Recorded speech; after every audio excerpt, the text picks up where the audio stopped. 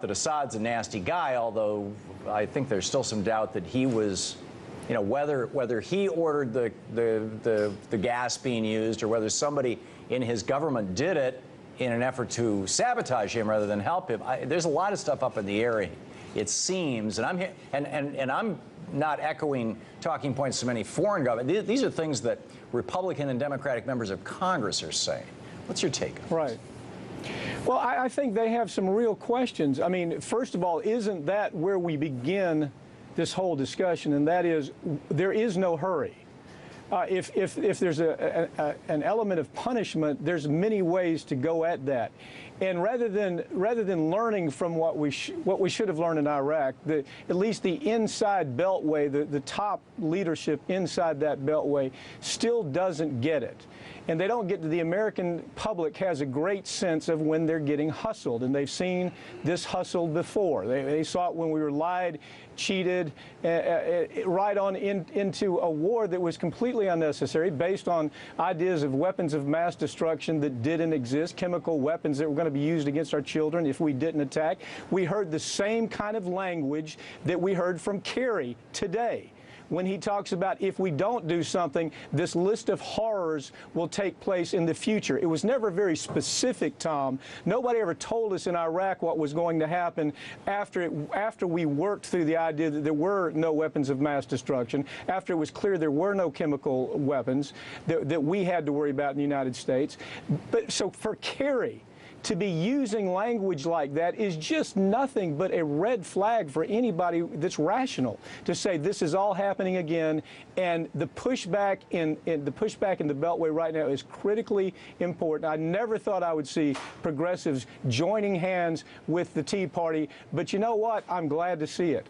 Yeah, well, it seems that there are some things that are transpartisan, although I got to say, I mean, I had a debate with a Tea Partier last night who was basically using this as just another way to attack the president, as opposed to taking a principled position. So, there are all kinds of, and on the other hand, there's probably some people who are supporting the president, not because they think it's the right thing to do, but because he's their president and it's their party. There's all that kind of political stuff going on. But right. John Kerry was wounded in Vietnam, was decorated in Vietnam, came back and protested Vietnam, threw his medals away, testified before Congress, asked the question, who should we ask, I'm paraphrasing probably badly, but who should be asked to be the last person to die for a lie?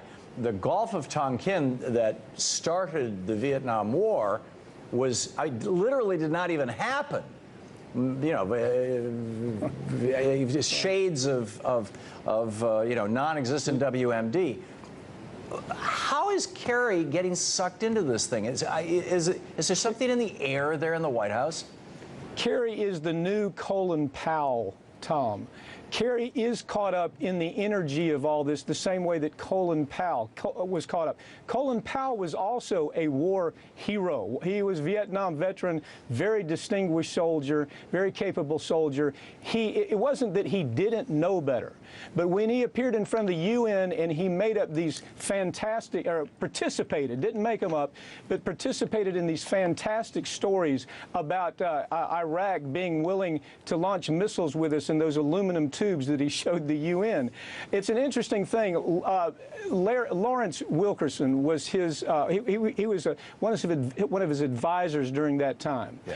And Wilkerson has been out talking about the idea of how easy it is for somebody in that position to get caught up in the lie. As a matter of fact, Putin today said, look, Kerry, you didn't tell the truth even when you testified in front of Congress about the fact that we know this to be a fact, and you know this and I know this, that Al-Qaeda is a very big part of the rebel force that is threatening Assad. Kerry denied that today, and you know he knows better. Well, but it's in the New York Times almost this morning. Of course, of course. But the point is, when a guy like Colin Powell, and I think, this may just be a personal preference, but I put Colin Powell just to strike above maybe Kerry, where it comes to being that soldier's soldier. But when a man like Colin Powell is brought to the point to where what he's representing is so fantastic that the rest of us looking at it say, well, that's not true. But he believes it's true. Kerry is the new Colin Powell, and he's been caught in something that he's really going to regret 5 years from now. I think you're absolutely right. I think he may be regretting it right now, although it's hard to say. What's your sense of what might happen if Congress does not pass this authorization, if it makes it through the Senate but not the House, or if it fails in either body? Well, I think that Obama at this point is not just worried about his legacy. He's got to be worried about the next Democrat who wants to run. And so he doesn't have, I mean, when he makes the decision, I'm going to ignore the will of the people around the world, not just here, but the will of people in America. I'm going to ignore them. I'm going to ignore the people they elected to make decisions for us, even though it's the most inane Congress, probably the most dysfunctional Congress we have seen, at least in my adult history. But to say I'm going to ignore that and I'm going to press on anyway, I think Obama has the good sense, even though I don't believe he has the good advisors, I think he has the good sense to listen to the people in the Democratic Party who say, look, you know what? We have a lot more at stake than your presidency. We have an election in 2014. We have an election in 2016. And your favorables are already falling. So you need to back off on this. I don't see him unilaterally taking this on and saying, I'm going to do it anyway. I just don't see that. So if he loses the vote and he backs off and he doesn't jump into Syria, what does that mean about the rest of his presidency? Well, I think this thing is, Tom, this thing is always going to simmer. First of all, people start looking and we say, okay, we missed a bullet. We missed the idea of being brought into a conflict on behalf of Saudi Arabia. That's what this is about. When you really drill down, this is King Abdul, who has always had this ongoing fight with Syria. It's Prince Bandar, who's out talking like, if we don't do something about this, it'll be the end of the world. I mean, it's just crazy talk. But the point is this: they're so desperate. The Saudis are so desperate to engage in this war that they've gone as far as to telling Kerry, we will pay for it. We'll pay for the cost of the missiles. We'll give you good deals on oil. They've told the same thing to Putin. It is desperate. And when you stand back, Tom, and you really look at what's been happening, it's almost like you hear Scott Joplin playing, in the background, the theme song to The Sting, because we're getting hustled. They're making us into their personal mercenaries. These are the same Saudis, by the way, Tom, who we know that most of the terrorists that were involved in 9/11 came exactly from this family and from the Saudi Arabia. We forgave them about that, and now through the back door, we're getting hustled into fighting a war for them like cheap, disgusting mercenaries on behalf of Saudi Arabia. Pap, we just 15 seconds. What's in it for Bandar?